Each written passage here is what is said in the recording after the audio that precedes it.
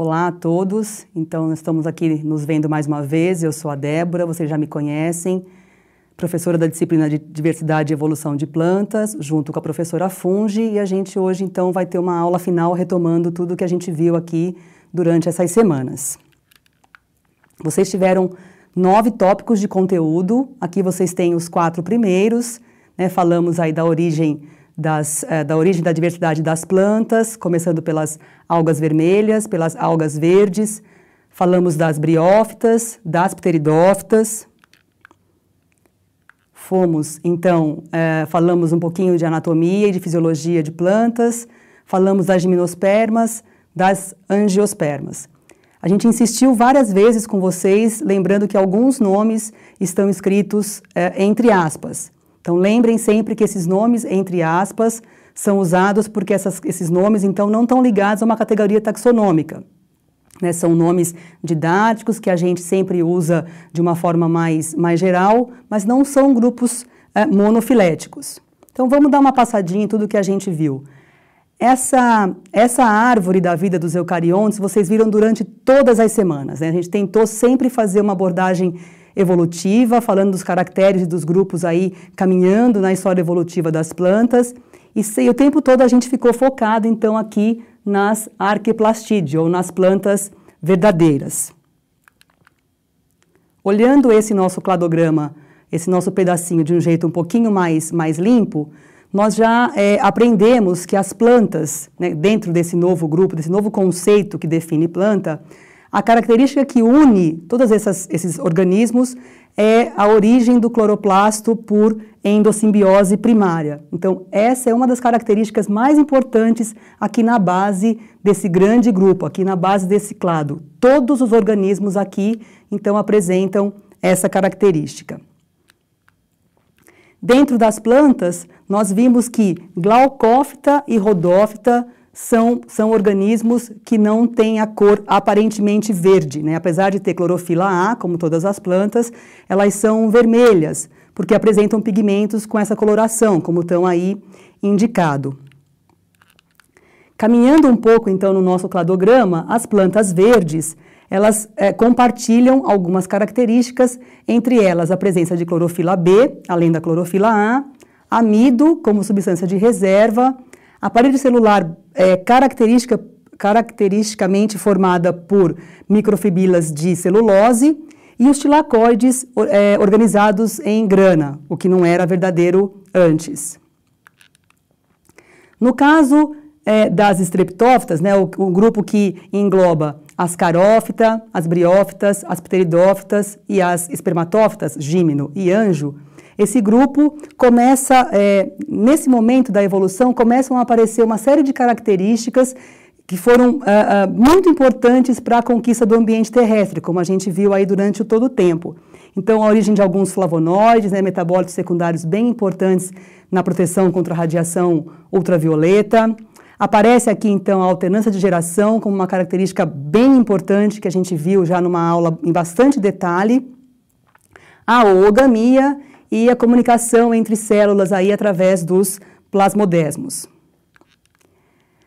Esse nosso outro grupo aqui das embriófitas, para não ficar tão tumultuado o nosso slide, a gente vai então passar e vê-lo um pouquinho mais ampliado. As embriófitas, então, né, aqui é um pedacinho daquele cladograma que a gente estava vendo atrás, compartilham, como vocês bem sabem, algumas características, sendo a mais importante, a que dá o nome a esse grupo, é esse embrião multicelular, né? Além disso, aparece a cutícula, tem origem aí, o esporófito é sempre um organismo multicelular, aparecem estruturas especializadas para a produção de esporos e de gametas, que são os esporângios e os gametângios, multicelulares, então bastante organizados, né? Protegidos por uma camada de célula estéril. E nesse momento da história evolutiva das plantas, a gente tem a conquista do ambiente terrestre. Até então, nós tínhamos todos os organismos sempre ligados ao ambiente aquático. Então, vamos caminhar aqui dentro das embriófitas. E aqui, de novo, ressaltando, né, as briófitas entre aspas, nós sabemos que as briófitas são, na verdade, formadas por 3 grupos, né? São 3 linhagens independentes, que vocês viram numa aula no jardim, a professora Funge mostrou uma série de exemplares. E essas 3 linhagens compartilham uma característica bastante importante, que elas são plantas terrestres e não vasculares. Então, aqui a gente ainda não tem xilema e floema.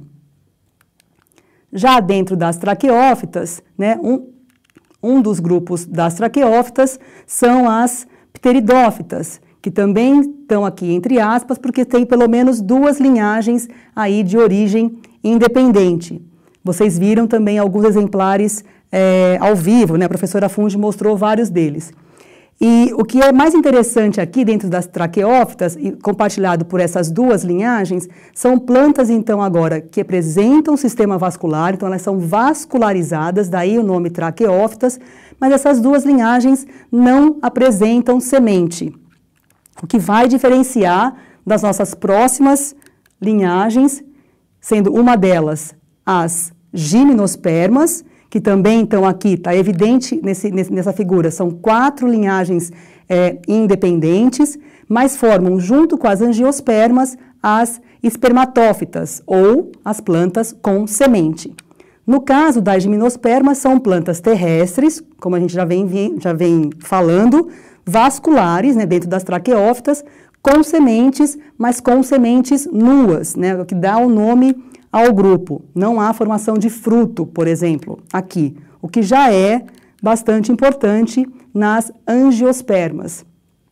Então, aqui, quando a gente fala das embriófitas, vocês lembram que as angiospermas são aqui os únicos grupos que a gente nunca escreveu entre aspas, né? Porque sempre, apesar de serem muito diversas, elas formam um grupo monofilético, que compartilham várias apomorfias, mas uma característica bastante importante é que são as plantas terrestres, vasculares, que apresentam semente, flor e fruto, tá? O que não acontecia em nenhum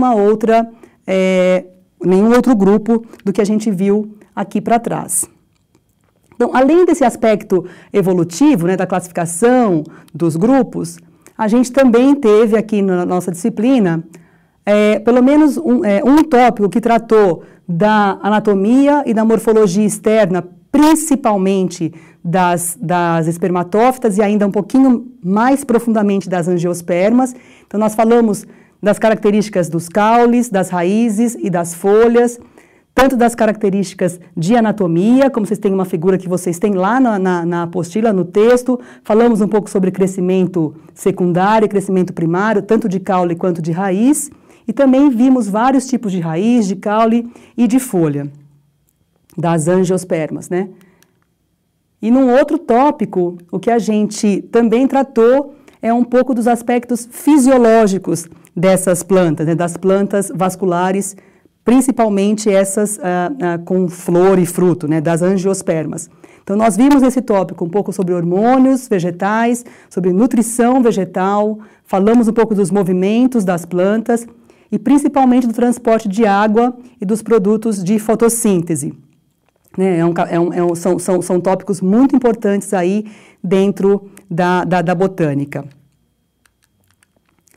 E uma coisa que vocês, então, talvez não se deem muita conta do quanto importante planta é, então aqui está uma lista bastante simplificada de onde tem planta na nossa vida e do quanto as plantas são importantes no nosso dia a dia. Então, obviamente, a gente sempre lembra da alimentação, mas vocês têm que lembrar que a casa que a gente usa tem madeira e madeira vem de planta.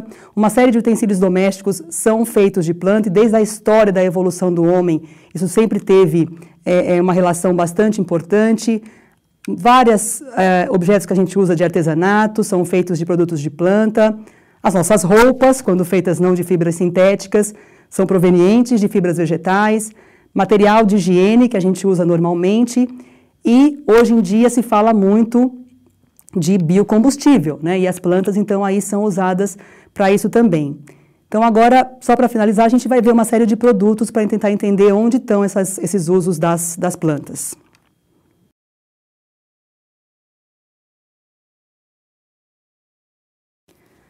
Bom, então aqui nessa disposição a gente tem alguns produtos que são meio óbvios, que tem planta, e outros talvez não sejam tão óbvios assim. Então, uso na alimentação, a gente pode aqui ficar falando durante horas, né? De o arroz, o feijão que a gente come todo dia, o pão, que vocês já tiveram até aula sobre isso, são todos, levam produtos derivados de planta.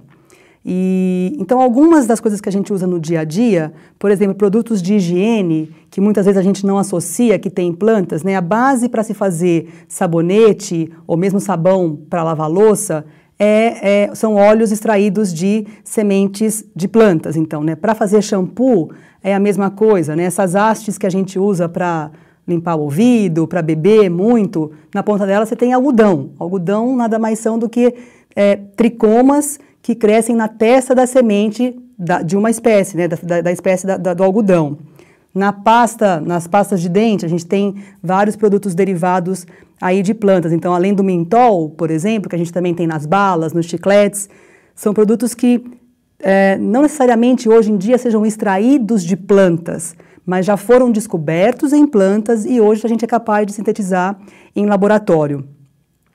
Esses produtos que têm creme, então não só produtos de limpeza, como também coisas que a gente está acostumado a comer, como sobremesa, por exemplo, que tem essas consistências mais cremosas, por exemplo, esses flans que a gente compra em supermercado, todos eles têm essa consistência, o sorvete, por exemplo, tem essa consistência bem cremosa, e o que dá essa consistência são produtos extraídos de algas, por exemplo, né, de algumas espécies de algas vermelhas, que vocês já estudaram, produtos que estão na parede celular, na parede das células dessas algas.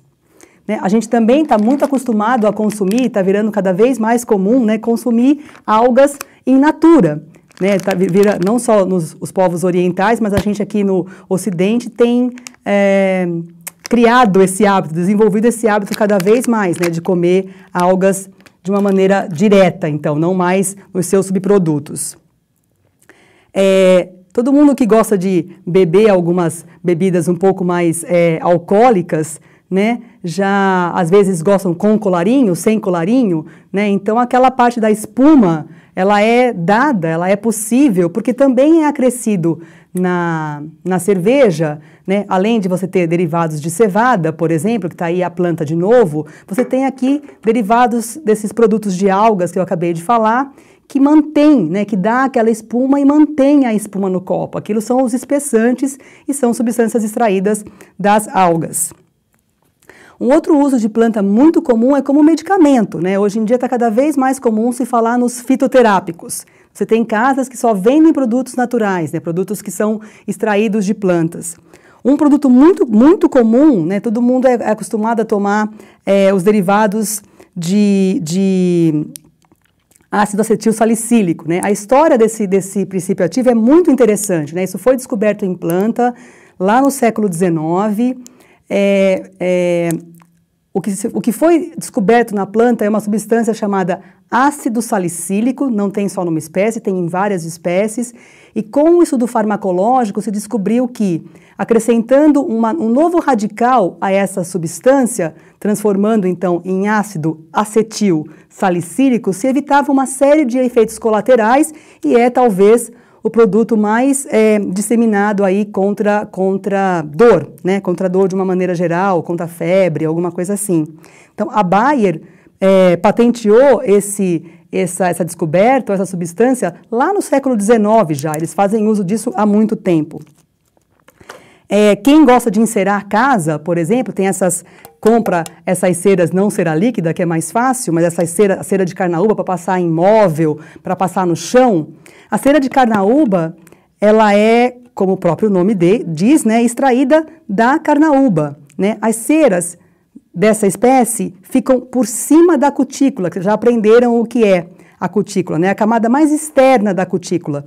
No caso dessa planta, que é uma palmeira, tem tanta cera que o pessoal que explora corta as folhas da palmeira, deixa ao ar secar e essa cera desgruda mesmo, ela solta tamanha quantidade. E aí se faz esse produto com uma série de vantagens em relação a outros produtos industrializados. O batom, que nós mulheres gostamos tanto, né? A base do batom também é de cera vegetal. Tá? O pigmento, muitas vezes o é, mas nem sempre, hoje em dia já é muito sintético, mas a base do batom é a cera vegetal. A manteiga de cacau, né, que a gente usa muito no inverno para hidratar os lábios, o nome está dizendo, né, é gordura extraída do cacau. A gente usa a planta em tantas coisas que a gente nem se dá conta, né? A nossa roupa de algodão, né, que a gente tem um pedaço ou um vestido aqui feito de linho. Então, o que é o linho? Né? O linho são fibras, lembrem das fibras lá do tópico de anatomia que vocês viram, que é extraído do eixo caulinar de uma espécie, né, do linho, e se faz, então, o fio para produzir essa roupa. Né? A vassoura de piaçava, né? A vassoura de piaçava que a gente usa tanto para limpar a casa, essas cerdas aqui da vassoura nada mais são do que fibras que ficam na base da folha, né? A piaçava também é uma palmeira que tem a base da sua folha muito rígida, né? Com uma quantidade enorme de fibras. Então, isso daqui são as fibras, são feixes de fibra. Imaginem que isso aqui são feixes de fibra e vejam quão resistente são essas células, né? Que a gente usa até para varrer o chão. Algumas curiosidades, né? Você deve estar falando, o que a Débora está colocando essa placa de computador aqui, o que isso tem a ver com planta?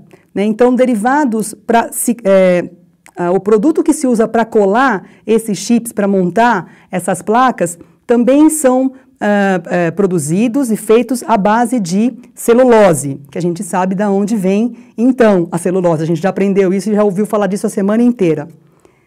E talvez o produto mais curioso que a gente tem aqui é o preservativo, né? A gente pode achar que isso daqui, que o látex usado para se fazer preservativo seja de origem sintética, porque tem uma série de borracha sintética para uma série de usos, mas no caso dos preservativos, o látex é usado, extraído da seringueira, tá? Então aqui se tem látex extraído ainda de planta, né? Tem uma série de conformações e estruturas químicas e problemas com alergia, por exemplo, que não se usa látex ou borracha sintética para a confecção de preservativos. Então, com essa mesa bastante simples que a gente tem aqui, a gente conseguiu passar por uma série de usos. E se vocês, como futuros professores, pararem e conversarem com os seus alunos e pedirem para eles fazer um exercício de pensar em que momento do dia deles eles passam sem usar qualquer coisa de plantas, é um exercício bastante interessante, uma forma bem legal de chamar a atenção para a importância das plantas e da botânica no nosso dia a dia, e vai ser quase impossível a gente ser capaz de listar um momento do nosso dia em que as plantas não tomem parte. Então, era isso que a gente tinha para conversar com vocês. Espero que vocês tenham aproveitado a disciplina e aproveitem essa revisão e pensem, então, e comecem a olhar os produtos do nosso dia a dia com um olhar mais botânico para eles. Obrigada e até mais.